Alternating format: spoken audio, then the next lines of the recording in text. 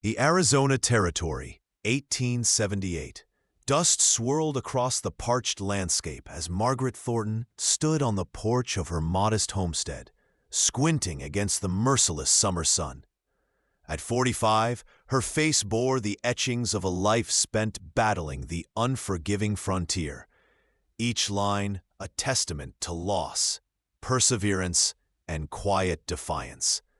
3 years had passed since she buried her husband Thomas, a former Union cavalry officer who'd sought a fresh start after the horrors of Antietam. Now, with calloused hands and an iron will, she managed their small cattle ranch alone, save for the occasional help of passing cowhands. The nearby town of Redemption's Crossing had grown since their arrival 7 years prior, the newly laid railroad tracks promising prosperity that seemed to touch everyone but her. Margaret brushed a strand of graying hair from her face and watched as another section of her fence lay broken, the third this month, and her prized breeding bull nowhere to be seen. I'd really appreciate it if you could subscribe to my channel and let me know what city you're watching from. Your support means everything, and I love hearing from viewers around the world. Sheriff Wade Callahan rode up later that afternoon, his weather-beaten face grim beneath his wide-brimmed hat. "Afternoon, Mrs. Thornton," he called, dismounting with the fluid grace of a man who'd spent most of his life in the saddle. "Heard you had more trouble." Margaret nodded, offering him water from the well, a courtesy demanded by the blistering heat, regardless of the news he might bring. "Third time, Sheriff. This wasn't coyotes or wolves." "Someone's cutting my fences deliberately." The lawman took a long drink before responding, his eyes scanning the horizon as if the culprits might still be lurking. "Pritchard's men were seen riding this way yesterday. Can't prove nothing, but—" He let the implication hang in the air between them. Victor Pritchard, owner of the Double P Ranch and the wealthiest man in the county, had been pressuring Margaret to sell since Thomas's passing. What had begun as offers had gradually transformed into thinly veiled threats. "I won't sell," Margaret said, her voice soft but steel-edged. "This land was Thomas's dream. It's all I have left of him." Sheriff Callahan sighed, replacing his hat. "I understand, ma'am, but Pritchard's not a man." He glanced toward her creek, the lifeblood of her small operation. "Just be careful, that's all I'm saying." As he mounted his horse, Margaret felt the familiar knot of dread tightening in her stomach. Thomas had always handled the confrontations, the negotiations, the subtle dance of frontier politics. She was a capable woman. She could birth calves, mend fences, and keep accounts. But facing down a man like Pritchard was something else entirely. The sheriff tipped his hat and rode off, leaving Margaret alone with the vast emptiness of her land and the growing certainty that worse was yet to come. That night, as Margaret sat by lamplight mending a torn shirt, a sound from the barn startled her. Grabbing Thomas's old Remington revolver from the drawer, she moved cautiously to the window. A flicker of torchlight near the corral sent her heart racing.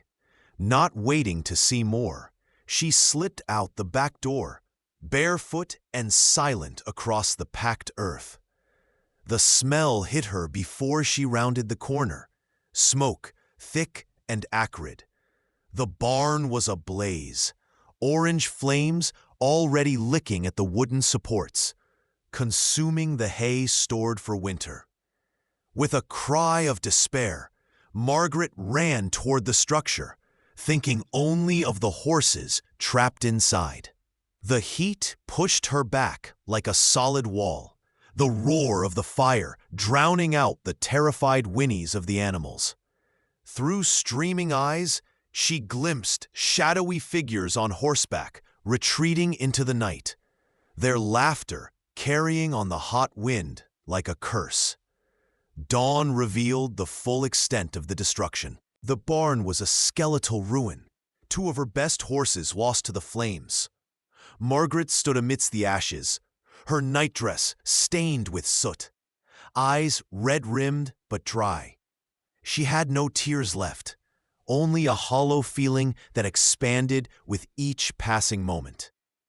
The sound of approaching hoofbeats made her turn, expecting perhaps the sheriff returning. Instead, Victor Pritchard himself rode up, flanked by 2 of his men, tall and imposing even at 55. With a silver-streaked beard and the cold eyes of a predator, Pritchard surveyed the devastation with an expression of mock sympathy. Terrible business, Mrs. Thornton. These accidents, they're why a woman shouldn't be trying to run a ranch alone. Margaret's hand tightened around the revolver, hidden in the folds of her skirt. This was no accident, she said quietly. We both know that. Pritchard's smile never reached his eyes. Dangerous accusation, ma'am. Without proof. He dismounted, approaching with the confidence of a man unaccustomed to fear. My offer still stands. $500 for the whole spread. More than fair, considering the circumstances. The insult of the sum, her land and water rights worth easily 10 times that amount, was deliberate, designed to humiliate as much as intimidate. Margaret felt a surge of fury that momentarily displaced her fear. The answer is still no, Mr. Pritchard. It will always be no. His expression hardened, the pretense of civility falling away. You're making a mistake, widow. The frontier's no place for stubborn women. Could be this fire is just the beginning of your bad luck. The threat hung in the air between them, as tangible as the smoke that still rose from the charred timbers. Margaret held his gaze, refusing to look away, despite the trembling that had started in her legs. Pritchard eventually turned, mounting his horse with a fluid motion. Think on it, Mrs. Thornton. Might be you'll see reason soon enough. He spurred his horse, his men following, as they rode toward the rising sun. Dust clouds marking their passage long after they disappeared from view. Sheriff Callahan returned by midday, his expression grim as he surveyed what remained of Margaret's barn. Pritchard's men were drinking at McCready's saloon last night, making no secret of their plans. He admitted, the admission clearly paining him. But they've all got alibis now, swearing they were playing poker till dawn. Margaret watched as he half-heartedly examined the tracks leading away from the barn, knowing even as he did so that nothing would come of it. He wants my water rights for the railroad, she said flatly, and he'll burn everything I have until I give in.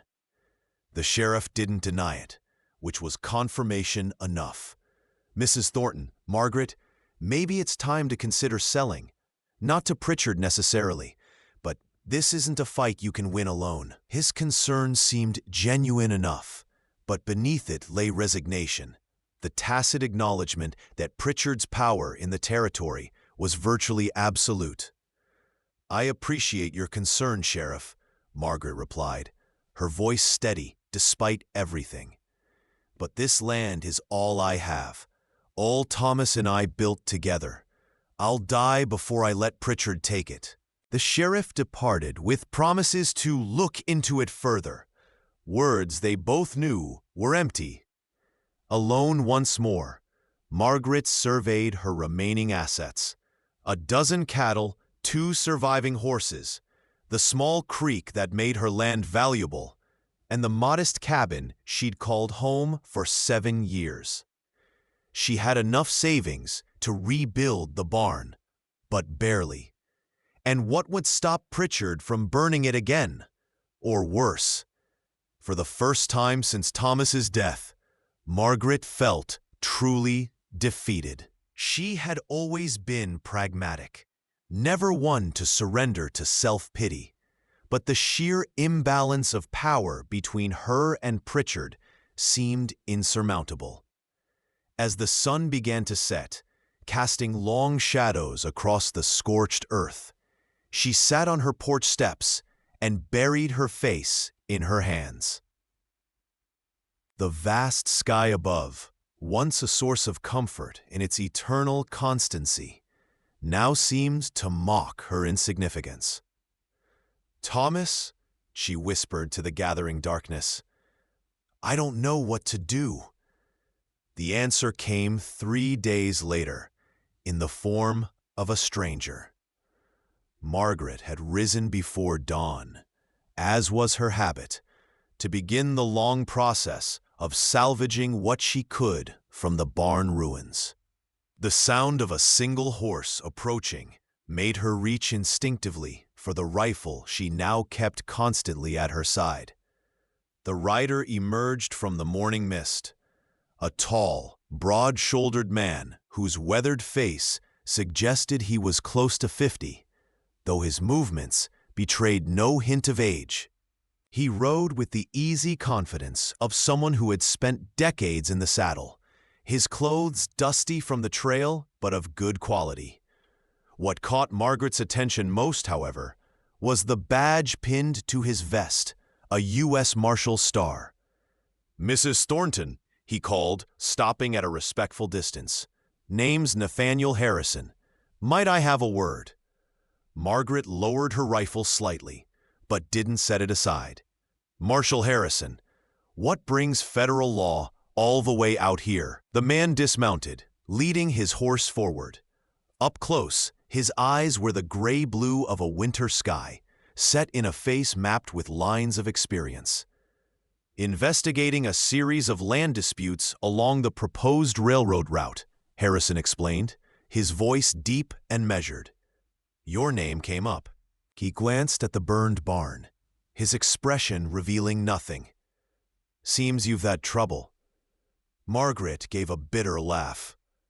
"You can say that, though I doubt Victor Pritchard mentioned his role in my troubles when he spoke to you." Something flickered in the marshal's eyes. Confirmation, perhaps, or simply understanding. "Mr. Pritchard has friends in Phoenix and Santa Fe. Influential friends." He paused. "But that doesn't mean he's above the law." There was something in his tone, a quiet certainty, that gave Margaret her first fragile hope in days. She studied him more carefully. Despite his official capacity, there was something about Marshal Harrison that suggested he operated on his own terms. His gun, a Colt Peacemaker worn on his right hip, showed signs of frequent use but meticulous care. This was not a man who spent his days behind a desk. "Come inside, Marshal," Margaret finally said, deciding to trust her instincts. "I'll tell you everything that's happened." Over coffee brewed strong enough to stand a spoon in, a habit Thomas had brought back from the war, Margaret recounted the escalating campaign of intimidation. Harrison listened without interruption, occasionally making notes in a small leather-bound book. When she finished, he closed the book deliberately and met her gaze. "Mrs. Thornton, I won't lie to you. Proving Pritchard's involvement will be difficult. Men like him are careful to keep their hands clean." He took a sip of coffee. "But there might be another way to approach this." He explained that the railroad's land acquisitions were under federal scrutiny after allegations of corruption. If Pritchard's methods were exposed, it could jeopardize his standing with his powerful allies. "It's not just about your land," Harrison concluded. "Pritchard's been squeezing out small ranchers up and down the territory. You're just the latest." "What can I possibly do against a man like that?" Margaret asked, the question that had haunted her sleepless nights finally spoken aloud. Harrison regarded her thoughtfully. "You've held out longer than most already, but you're right. Facing him directly would be suicide." He seemed to come to a decision. "There's someone who might be able to help. Man named Two Hawks. half Apache, served as a scout for the army before settling near the reservation boundary. Knows this territory better than any white man alive. Margaret frowned. How would an Apache help against Pritchard? Harrison's expression remained impassive. Two Hawks has a unique understanding of how things work out here. Ways of fighting that don't involve standing toe-to-toe with your enemy. He stood, placing his hat back on his head. I can take you to him. After that, the decision's yours. Margaret hesitated only briefly. With Pritchard likely to escalate further, what choice did she really have? When do we leave? They departed at first light the following day. Margaret, having secured her few remaining livestock in the neighbor's pasture, the Hendersons being one of the few families who hadn't yet succumbed to Pritchard's pressure to ostracize her. She wore her most practical clothes, sturdy trousers beneath her riding skirt, a cotton shirt, and Thomas's old leather vest, which she'd altered to fit her smaller frame. The Remington revolver was holstered at her hip, and Thomas's Winchester rifle secured to her saddle. If Marshal Harrison found her attire or armament unusual for a woman, he made no comment. They rode eastward, skirting the main trails and settlements, Harrison setting a pace that was efficient without taxing their horses. They spoke little, the marshal seemingly comfortable with silence, which suited Margaret's mood. By midday, they had left the familiar geography of her usual travels, entering a landscape increasingly dominated by red rock formations and sparse juniper. Not much further, Harrison said as they paused to rest the horses. Two Hawks keeps to himself these days. Not many white folks welcome in his camp. Will he even agree to see me? Margaret asked, suddenly doubtful. Harrison's expression was unreadable. He'll see you. Whether he'll help... He shrugged. That depends on what he sees in you. Before Margaret could ask what he meant, the marshal was back in the saddle, urging his horse forward. They rode for another hour, the terrain growing more rugged, until Harrison suddenly reined in. To Margaret's eye, there was nothing to distinguish this particular spot from the countless others they'd passed, but the marshal dismounted with certainty. We walk from here, he said, taking the reins of both horses. His camp is just beyond that ridge. The camp turned out to be a small, permanent settlement nestled against a cliff face, a blend of traditional Apache wickiup structures and more permanent wooden buildings. As they approached, Margaret became aware of eyes watching from hidden positions among the rocks. Harrison seemed unconcerned, leading them directly toward the largest structure. A man emerged before they reached it, tall and straight-backed despite his obvious age, which Margaret guessed to be at least 60. His face was deeply lined, his long hair streaked with gray and tied back with a leather cord. He wore a mixture of traditional Apache clothing and what appeared to be former military trousers. His eyes, dark and penetrating, fixed first on Harrison, then on Margaret, assessing them both with unnerving intensity. Nathaniel, he acknowledged, his voice surprisingly deep. It has been some time. Harrison nodded respectfully. Two Hawks, thank you for seeing us. The older man's gaze returned to Margaret. You bring a woman to my camp. This is unusual. There was no judgment in his tone, merely observation. This is Margaret Thornton, Harrison explained. She has a problem I thought you might be uniquely qualified to help with. Two Hawks studied her for a long moment, before gesturing toward the structure behind him. Then we will talk. Come.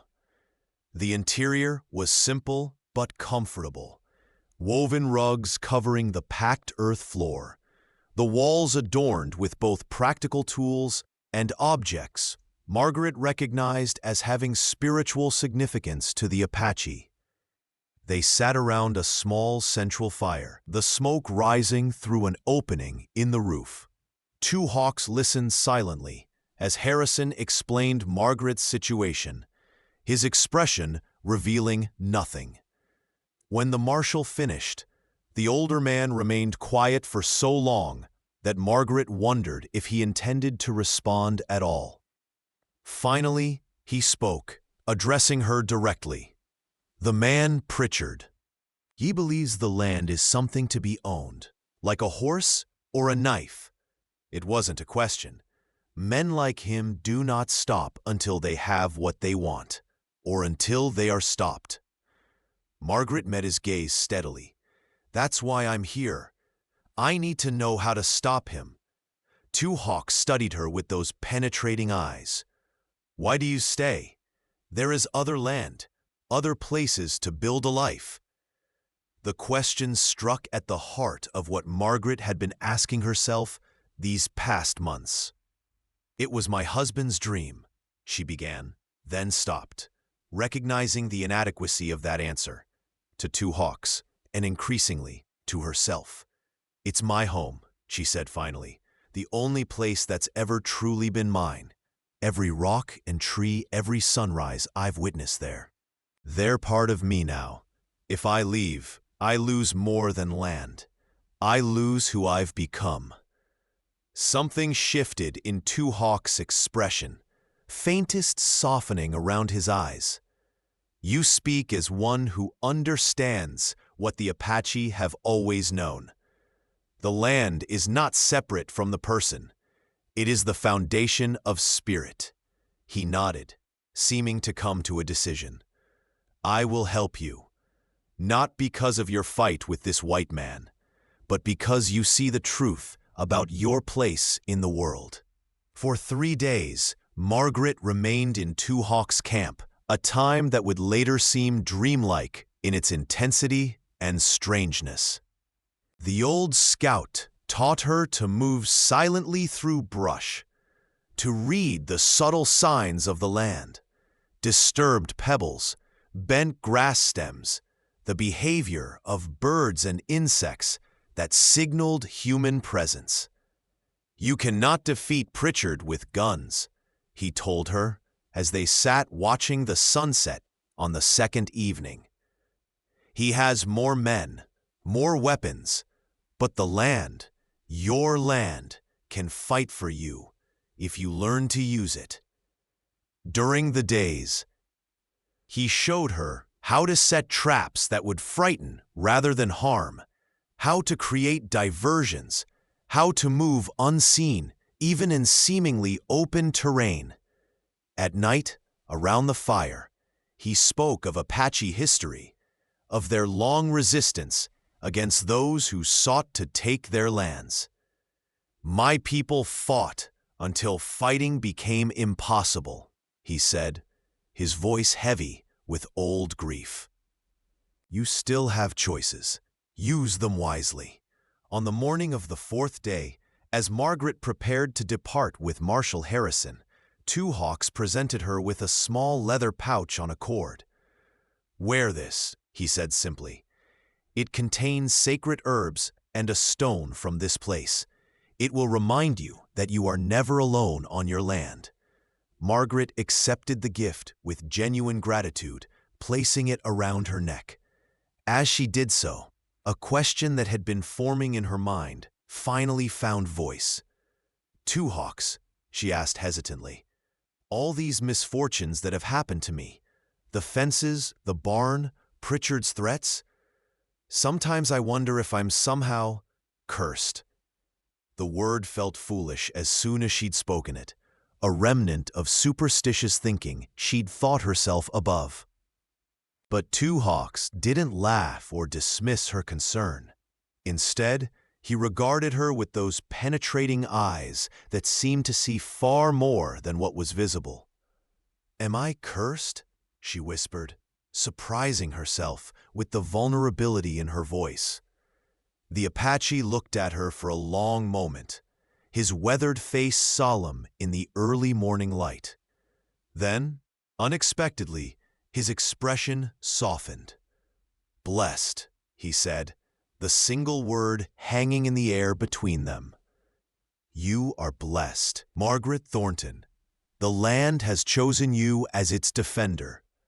This is why your spirit refuses to surrender, even when your mind tells you to flee." He touched the pouch now hanging around her neck. "Remember this when fear comes in the night. What appears as misfortune may be the path to finding your true strength." Something shifted within Margaret at his words, a realignment of how she viewed her struggles these past months, not as punishment or bad luck, but as a calling to something she had not yet fully understood. She nodded, unable to speak past the sudden tightness in her throat. Two Hawks seemed to understand, merely placing a hand briefly on her shoulder before turning away. As Margaret mounted her horse for the journey home, she felt changed in ways she couldn't articulate, as if she had arrived seeking tactical knowledge, but was departing with something far more valuable. The return journey with Marshal Harrison was made largely in companionable silence, each lost in their own thoughts. It was only as they approached the borders of Margaret's property that the Marshal finally spoke at length. "Two Hawks doesn't share his wisdom lightly," he said, glancing at the pouch she now wore. "He must have seen something special in you." Margaret touched the small leather bundle, the strange sense of calm it gave her, still unfamiliar but welcome. "He helped me see my situation differently," she admitted, "though I'm still not certain how to apply his teachings against Pritchard." Harrison's expression grew serious. "Pritchard's operations aren't as secure as he believes. The Railroad Commission is investigating irregularities in his land deals. His foreman, Jenkins, might be persuaded to testify against him, for the right incentives." He paused. "What Two Hawks taught you? It's not just about physical survival. It's about understanding your adversary's weaknesses, exploiting the terrain, both literal and figurative." They crested the final rise that overlooked Margaret's homestead, the sights stopping them both. Several riders were visible near her cabin, and even from this distance, the distinctive figure of Victor Pritchard was unmistakable. "Seems we're just in time," Harrison murmured, checking his sidearm. Margaret felt a momentary surge of fear, followed by an unexpected clarity. "No," she said, surprising herself with her certainty. "This is my fight, my land." She looked at Harrison, seeing understanding in his weathered face. "I'd welcome your presence, Marshal, but as a witness, not an intervener, at least, not yet." Harrison studied her for a long moment before nodding.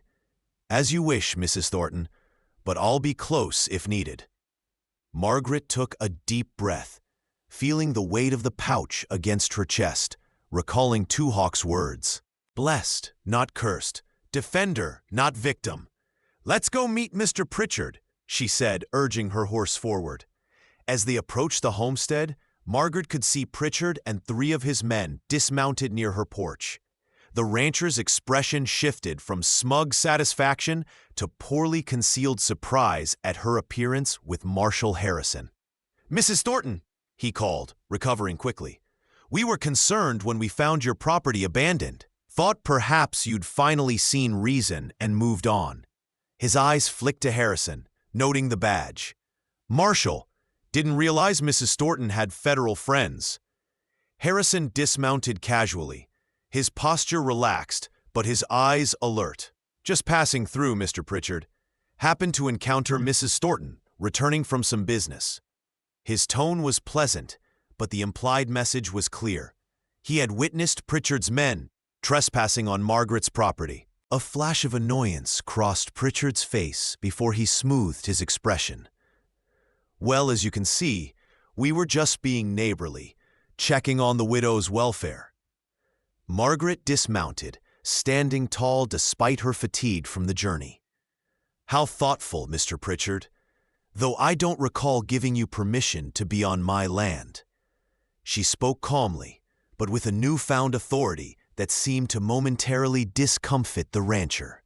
He recovered quickly, his smile turning cold. Now, Mrs. Thornton, there's no call for unfriendliness. I merely came to inform you that the county assessor has reevaluated your water rights. Seems there's been some adjustments to the boundaries. The creek that runs through your property now falls mostly under Double P territory. Margaret felt a surge of anger, but kept her expression neutral, remembering Two Hawk's teachings about revealing one's emotions to an adversary. Is that so? How convenient for you, Mr. Pritchard. And did this reassessment happen before or after your substantial donation to the county commissioner's re-election fund? Pritchard's face darkened. You'd best watch your accusations, widow, even with your federal friend here. He nodded dismissively toward Harrison. You're still just a woman alone in territory that doesn't take kindly to slander. One of his men shifted, his hand moving casually toward his sidearm. Harrison tensed slightly, but Margaret gave him an almost imperceptible shake of her head. I'm not alone, Mr. Pritchard, she said, her hand rising to touch the pouch at her throat. I never was. She took a step forward, surprising the rancher enough that he actually took a corresponding step back. Let me be clear. I know about the irregularities in your railroad land deals. I know about the bribes to county officials. I know that your foreman Jenkins has been skimming from your cattle sales for years, which might make him receptive to testifying against you in exchange for immunity. The last claim was a calculated bluff, based on nothing more than Harrison's earlier hint about the foreman's potential cooperation. But from Pritchard's sudden pallor, Margaret knew she'd struck gold. Two Hawks had taught her to observe, to read the subtle signals that betrayed weakness. Pritchard's eyes had widened slightly at the mention of Jenkins, a confirmation she might never have noticed a week ago. You're bluffing, Pritchard growled, but the uncertainty in his voice betrayed him. You're a desperate woman making wild accusations. Margaret smiled, a genuine expression that seemed to unnerve Pritchard further. Perhaps, but Marshal Harrison here has connections with the federal prosecutors in Santa Fe. How confident are you that your operations can withstand their scrutiny? Confident enough to risk everything you've built? She gestured around at her modest homestead. Is my small ranch really worth the risk? A tense silence followed, broken only by the soft nickering of the horses. Pritchard's men looked to him uncertainly, awaiting direction. For the first time since Margaret had known him, the powerful rancher appeared genuinely unsettled. Harrison moved casually to stand beside Margaret, his hand resting near his holstered peacemaker. The lady makes a compelling case, Pritchard, he said conversationally. Federal investigations have a way of uncovering all manner of sins. Once they start digging. He left the implication hanging. Pritchard's jaw worked as he visibly calculated his options. This isn't over, he finally said, his voice low with suppressed rage. You may have bought yourself some time, but Margaret interrupted him, something she would never have dared do before her time with Two Hawks. It is over, Mr. Pritchard, at least between us. You will leave my land alone. My water rights remain mine. In return, what I know about your operations stays private. She could see the struggle playing across his face, the instinct to crush any opposition warring with self-preservation. Finally, pragmatism won out. Fine, he spat. "Keep your worthless patch of dirt, but don't expect any help when the next drought comes, or when rustlers decide a woman alone makes an easy target." He turned to his men. "We're done here." They mounted up, Pritchard casting one last venomous glance at Margaret before spurring his horse away, dust rising in their wake. Only when they had disappeared from sight did Margaret allow herself to exhale fully, the tension of the confrontation leaving her body in a rush that nearly made her knees buckle. Harrison steadied her with a hand on her elbow. "Well played, Mrs. Thornton," he said quietly. "Very well played indeed." In the weeks that followed, Margaret rebuilt her barn with the help of neighbors who, seeing Pritchard's apparent retreat, felt safe in offering assistance once more. The marshal stayed for 3 days, making his presence known in town and having several public conversations with the county judge. A not-so-subtle reminder of federal interest in local affairs. Before departing, he provided Margaret with documents officially confirming her water rights, properly registered with authorities in Santa Fe. "Pritchard won't challenge these," he assured her. "He's too busy covering his tracks elsewhere." He mounted his horse, tipping his hat. "You've made quite an impression, Mrs. Thornton. Not many stand up to men like Pritchard and win." Margaret smiled, touching the pouch she still wore. "I had good teachers. Will you tell Two Hawks? Tell him I understand now what he meant." Harrison nodded. "He already knows, I expect. That old Apache sees more than most." With that cryptic statement, he rode away, leaving Margaret standing on her porch, surveying her land with new eyes. The challenges hadn't disappeared. Running a ranch alone in the Arizona territory would never be easy. But something fundamental had shifted within her. Where once she had seen herself as Thomas's widow, struggling to hold on to his dream, she now recognized her own strength, her own connection to this harsh but beautiful land. The word Two Hawks had spoken echoed in her mind. Blessed. Not cursed, but blessed with purpose, with determination, with the wisdom to fight battles in ways her enemies never expected. As the sun set behind the distant mountains, painting the sky in brilliant oranges and purples, Margaret Thornton smiled. For the first time since Thomas's death, she felt truly at home, not in his shadow, but in her own right, the defender the land had chosen. In the months that followed, Margaret's reputation in the territory underwent a subtle transformation. The woman who had once been pitied as poor widow Thornton was now regarded with a mixture of respect and cautious admiration. Stories circulated about how she had faced down Victor Pritchard, though the details grew increasingly embellished with each retelling. Some claimed she had Apache magic at her disposal. Others insisted a small army of federal marshals had been involved. Margaret neither confirmed nor denied these rumors, finding their protective effect useful. Pritchard remained true to his word, focusing his energies elsewhere as legal scrutiny of his railroad dealings intensified. Occasionally, Margaret would spot his distinctive figure in town, his cold eyes following her movements, but he never approached or spoke to her again. The threat had not disappeared entirely. Men like Pritchard rarely forgot perceived humiliations, but it had receded to a manageable distance. With the security of her land established, Margaret turned her attention to making the ranch truly viable. Using knowledge gleaned from books, neighboring ranchers, and her own growing experience, she gradually expanded her herd, focusing on quality breeding stock rather than quantity.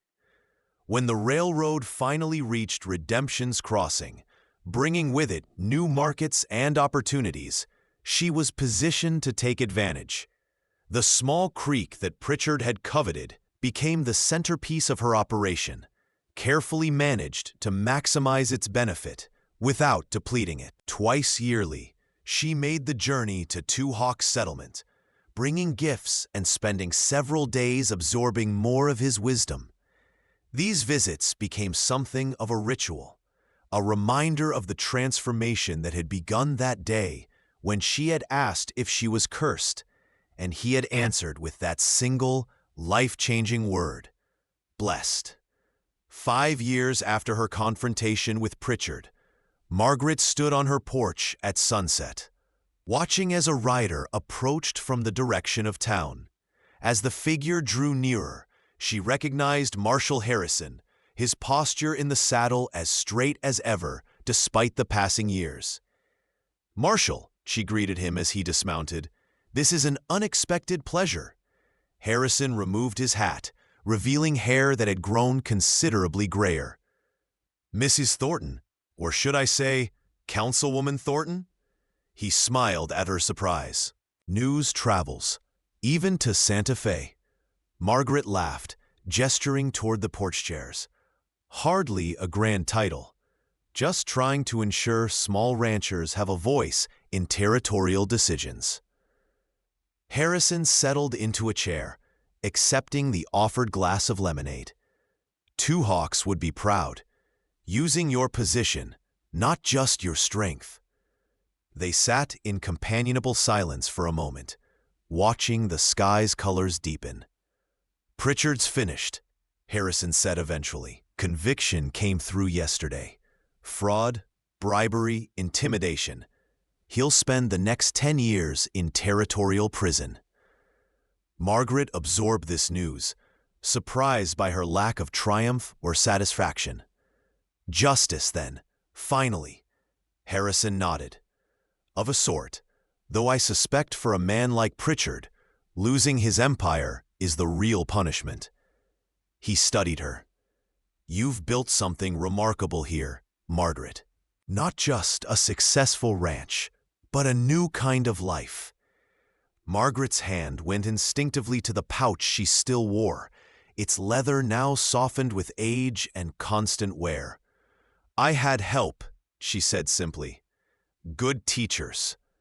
Harrison's expression grew serious. "That's partly why I've come. Two Hawks asked me to bring you a message." Margaret straightened, instantly alert. The old Apache rarely communicated through intermediaries. "He said to tell you that the blessing continues to grow, that your path has become visible to others who need to find their own way." Harrison shrugged slightly. "He speaks in his own manner. I believe he meant that your example has inspired others." Margaret nodded slowly, understanding. In recent months, several women in similar circumstances, widows, abandoned wives, unmarried daughters, had sought her advice on managing their own properties or businesses. Without fully intending to, she had become something of a mentor, passing on both practical knowledge and the deeper wisdom Two Hawks had shared with her. "Tell him I am honored," she said quietly, "and that I continue to learn from his teachings every day." As Harrison prepared to leave the following morning, promising to deliver her message, Margaret walked with him to the edge of her property. The ranch had expanded modestly over the years, not an empire like Pritchard's, but a sustainable, thriving operation that employed several hands and was known for its fair dealings. "Will you come back this way again, Marshal?" she asked as he mounted his horse. Harrison smiled, settling his hat against the morning sun. "Count on it, Councilwoman. Some trails are worth revisiting." As she watched him ride away, Margaret felt a profound sense of contentment wash over her. The land stretched before her, no longer just Thomas's dream, but her own living reality. She had defended it, nurtured it, and in return, it had shaped her into someone she could never have imagined becoming. Not a victim of circumstance, but a woman of influence and purpose. The word that had changed everything for her echoed once more in her mind. Blessed. In that moment, standing on the land that had chosen her as its defender, Margaret Thornton knew with absolute certainty that Two Hawks had spoken the truth. Not cursed, but blessed beyond measure. With a smile, she turned back toward home, ready to face whatever new challenges the day might bring. If you like this story, please like this video, subscribe to the channel, and share your impressions of this story in the comments.